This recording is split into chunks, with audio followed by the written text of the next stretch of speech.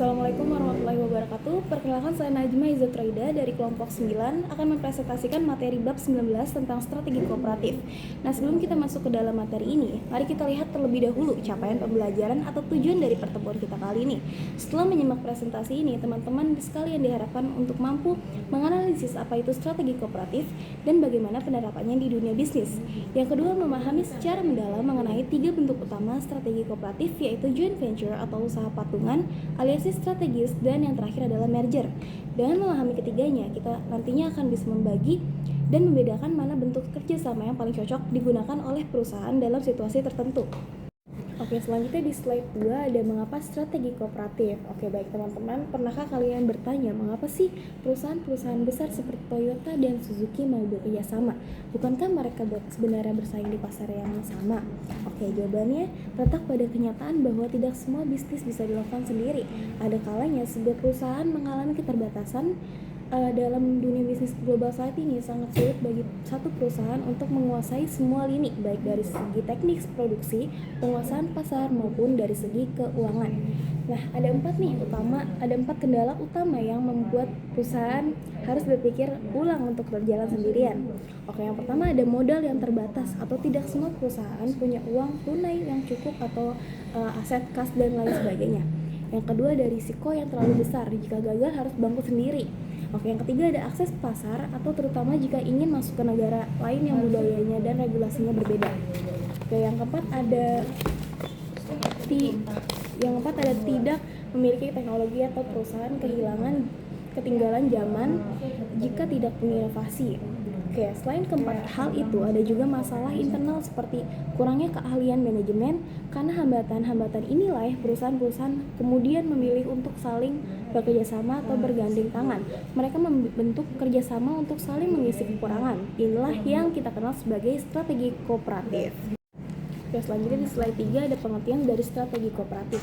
Nah, lantas apa sebenarnya yang dimaksud dengan strategi kooperatif? Oke, secara sederhana, strategi kooperatif adalah pendekatan perencanaan atau pelaksanaan tindakan bisnis yang melibatkan kerjasama dan interaksi antar individu, kelompok, atau organisasi dengan tujuan utama untuk mencapai keuntungan atau tujuan bersama. Kalau ini kependekan.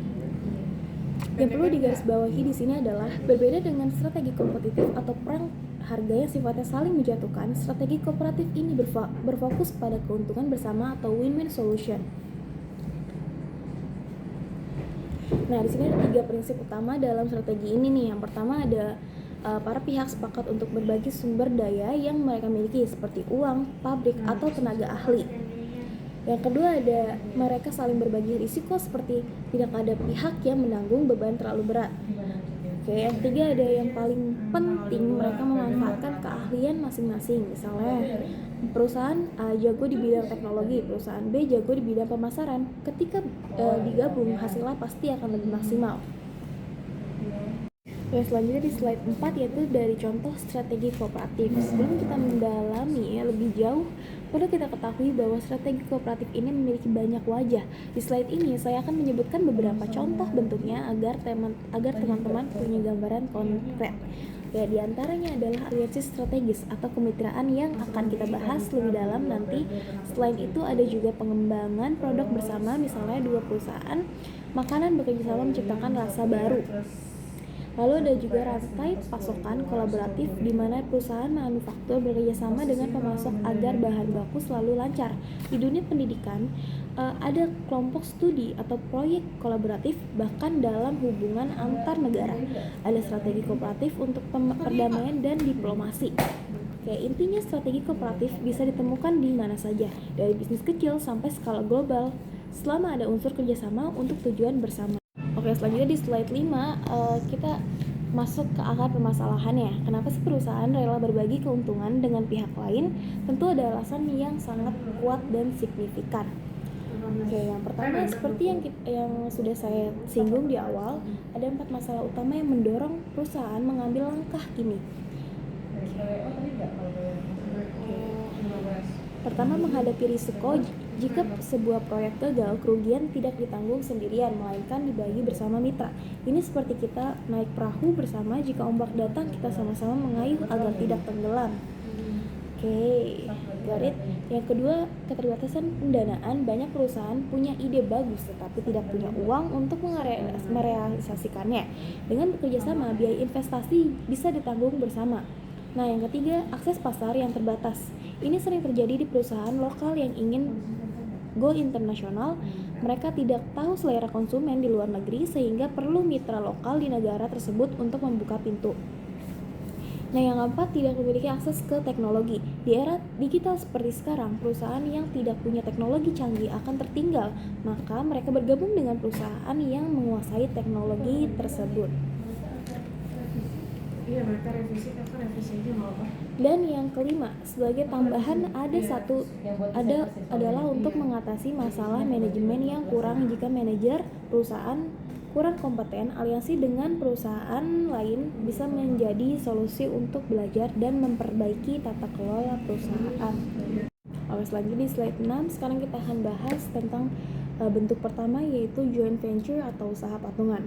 Nah, apa itu joint venture? Joint venture adalah kerjasama di mana dua atau lebih perusahaan sepakat mendirikan perusahaan baru yang terpisah dari perusahaan induknya. Nah, ada 4 ciri-ciri utama yang perlu diingat. Yang pertama, ada entitas baru atau beda dengan aliansi. Jadi benar-benar usaha yang berdiri sendiri tapi dari dua perusahaan yang bekerja sama. Yang kedua, ada modal dalam bentuk saham. Semakin besar saham, semakin besar hak suara dan kontrolnya. Yang ketiga, ada sering melibatkan kerjasama lokal asing. Di Indonesia ini umumnya dilakukan. Yang keempat, ada perusahaan induk tetap berdiri sendiri. Risiko hanya sebatas modal yang disetor ke joint venture, tidak menimpa seluruh aset perusahaan.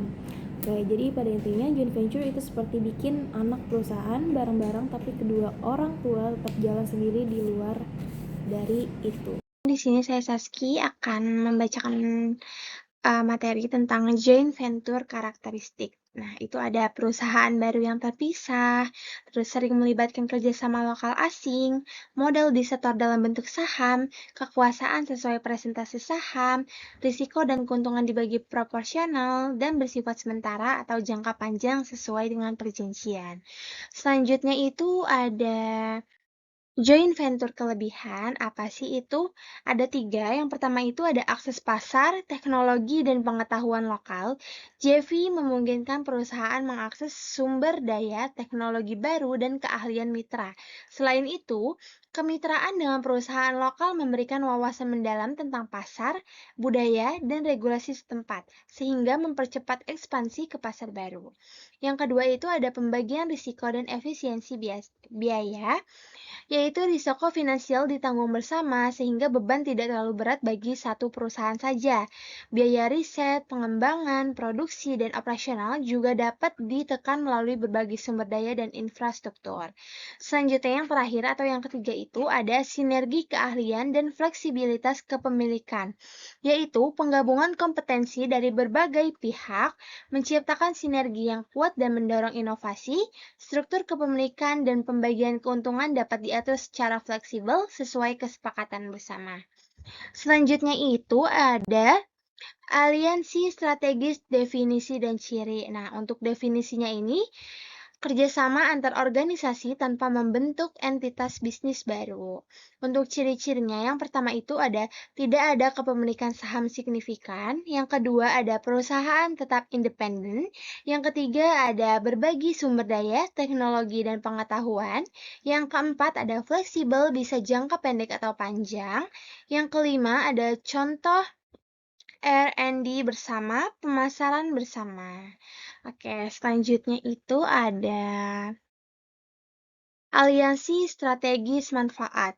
Keuntungan aliansi strategis yang pertama itu memperkuat keunggulan kompetitif, mengisi kekosongan keahlian atau sumber daya, membantu ekspansi ke pasar baru. Yang keempat ada berbagi resiko dan biaya. Yang kelima saling belajar dan bertukar pengetahuan. Dan yang keenam ada tanpa komitmen kepemilikan yang berat. Oke, selanjutnya kita akan membahas tentang merger, definisi, jenis, dan tujuan. Nah, untuk definisinya ini, penggabungan duo atau lebih perusahaan menjadi satu entitas baru yang terintegrasi penuh. Jenisnya itu ada horizontal atau industri sejenis, ada vertikal atau rantai posokan berbedo, yang ketiga ada konglomerasi, yaitu industri tidak terkait. Jadi tujuannya itu memperkuat posor, efisiensi, sinergi, dan akses teknologi. Oke, selanjutnya itu ada perbandingan joint venture, aliansi strategis, dan merger. Nah, pertama, dari sisi pembentukan entitas baru. Joint venture dan merger sama-sama membentuk entitas baru, namun sifatnya berbeda. Joint venture ini mendirikan perusahaan baru yang terpisah dari perusahaan induk, sedangkan merger menggabungkan seluruh perusahaan menjadi satu entitas yang terintegrasi penuh. Sementara itu, aliansi strategis tidak membentuk entitas bisnis baru sama sekali. Oke, selanjutnya yang kedua itu, dari sisi kepemilikan dan kontrol, joint venture memiliki pembagian saham yang proporsional sehingga kontrol dibagi bersama sesuai porsi masing-masing. Lalu kalau merger itu justru menggabungkan seluruh kepemilikan saham menjadi satu dan kontrol sepenuhnya terintegrasi dalam manajemen baru. Dan sedangkan aliansi strategis tidak melibatkan kepemilikan saham yang signifikan sehingga masing-masing perusahaan tetap memegang kontrol penuh secara independen. Nah, selanjutnya nih ada yang ketiga, yaitu dari sisi resiko dan fleksibilitas. Joint venture ini membagi resiko secara proporsional dan memiliki fleksibilitas sedang karena durasi kerjasama dapat diatur dalam perjanjian. Kalau merger, itu menanggung risiko secara permanen dan memiliki fleksibilitas terendah karena penggabungan bersifat tetap dan sangat sulit dibubarkan. Selanjutnya yang ketiga itu ada sebaliknya aliansi ini strategis memiliki fleksibilitas tertinggi karena setiap pihak dapat keluar kapan saja tanpa ikatan kepemilikan yang berat. Oke, jadi cukup sekian dari kelompok 9 untuk pertemuan 19. Kurang lebihnya mohon maaf. Terima kasih. Assalamualaikum warahmatullahi wabarakatuh.